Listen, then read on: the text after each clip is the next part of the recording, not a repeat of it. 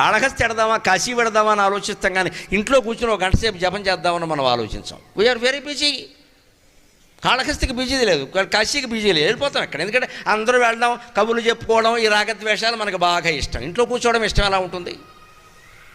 ఇంట్లో కూర్చోవడం ఇష్టం లేకే నన్ను మన్నింతురుగాకమ్మా నిక్కచ్చిగా నిజం మాట్లాడడం నా అలవాడు. చాలామంది అనవసరంగా ఉద్యోగాలు చేస్తున్నారండి.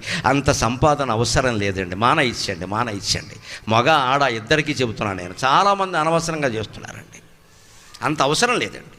అసలు మన పల్లెటూళ్ళలో మన వ్యవసాయాలు చూసుకుంటే లంకంత ఇల్లు, గోదావరి అంత వెనకాల దొడ్డి హాయిగా ఉండొచ్చండి. వదిలేసి ఇక్కడికి వచ్చాం.